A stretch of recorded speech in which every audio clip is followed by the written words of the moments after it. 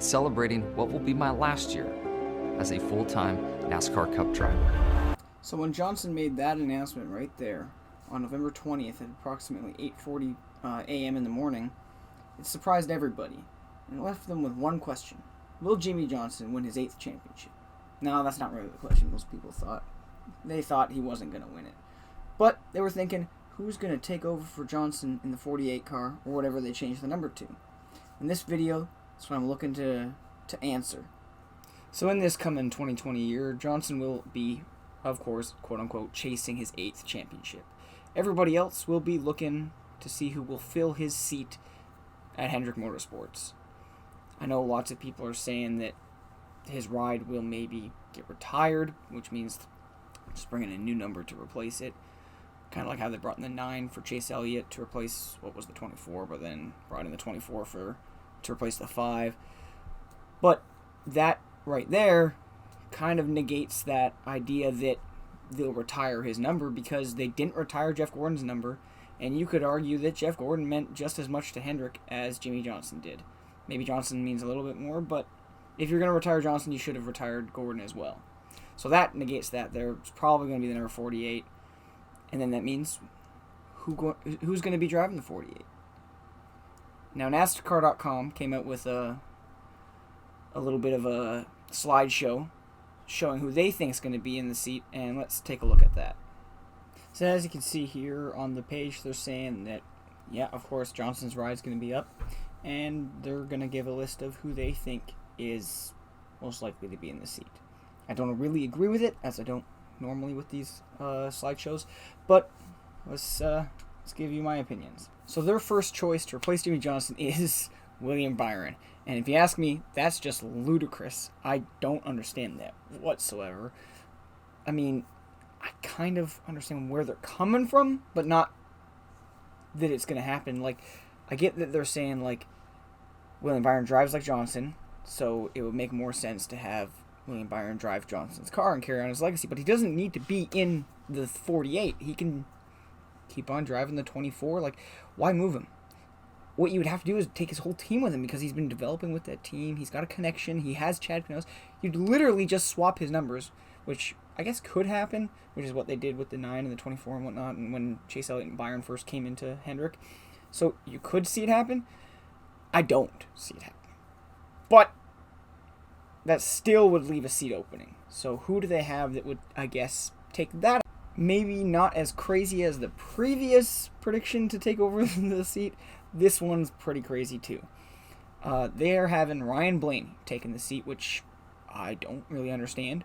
Why would he leave Penske? He's got a connection there, same as my reasoning with Byron. He's got a connection. He's won a few races. He's only getting better. Penske's putting their future into him that for when Keselowski and Logano retire, which is not too far in the future, he's going to be their face. And right now, he's pretty close to being their face. Like, I don't understand this one. I understand what they're saying here about how he was a Hendrick developmental driver. He's got a connection with Earnhardt, connection with Chase Elliott. So I get that, but I don't get it. This is not a thing I see happening at all. I'd be shocked if it did. So this one here is not that crazy. Eric Jones going to the 48 makes some sense if you really think about it, because if he underperforms under what Christopher Bell does, like say Chris Bell comes out, gets a win or two, makes the chase, maybe even the round out 12, and Eric Jones doesn't achieve that level, they will swap them. Or Eric Jones will be without a ride, and the 95 will just take somebody else to drive for them, which you could see happening. They could move up Brandon Jones or whatever, but that's up to Joe Gibbs. If Joe Gibbs, though, doesn't want Eric Jones in their 20 car, I don't understand really why Hendrick would. Because, like, it would mean that he's not good enough. I'm a huge Eric Jones fan, and I've been backing him since day one, but I don't understand this move by Hendrick. It's more likely than the other two, and I wouldn't be super surprised if it does happen, but it would basically mean that they've exhausted all their other options, and they believe enough that Eric Jones just needs a change of scenery. I personally don't believe that that would happen, but we'll see what happens. So, now their final prediction, maybe the craziest of them all, which says a lot because they're pretty crazy. they're saying Brad Keselowski, which I don't understand. He's pretty much the face or the second face of Penske. It's basically a 1A and a 1B with Keselowski and Logano at Penske.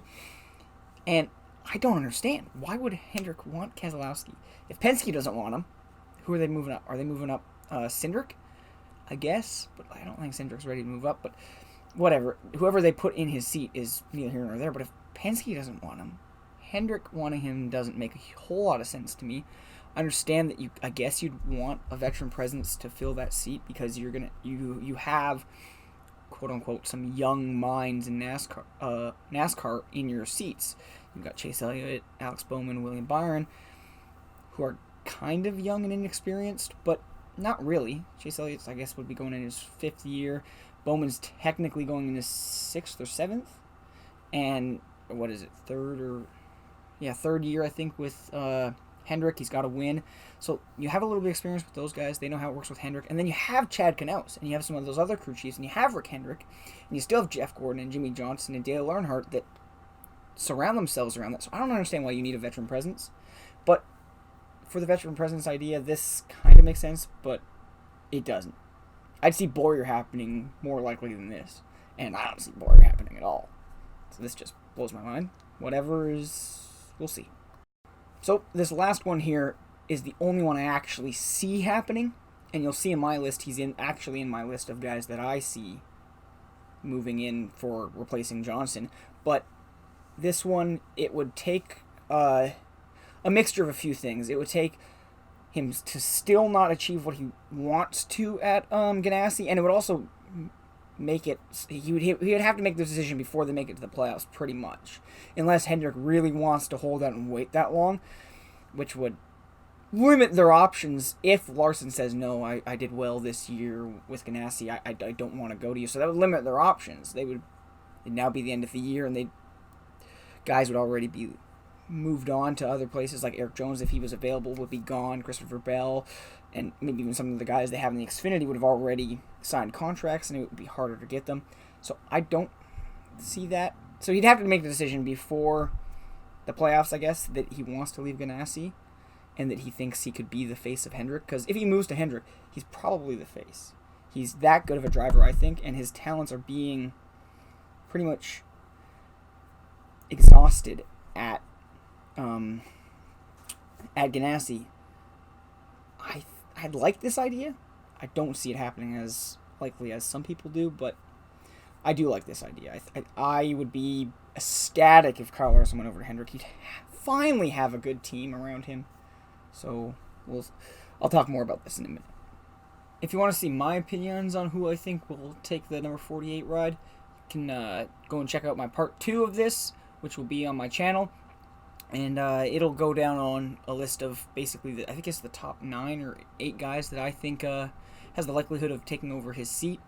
I look at pretty much everybody that I think is even slightly possible. I do not think that it's Blaney, Keselowski, or who was that last fucking guy? Doesn't matter. I don't think it's any of those guys. Or Byron, I guess. He doesn't count. So yeah, go check out my part 2. It's on my channel.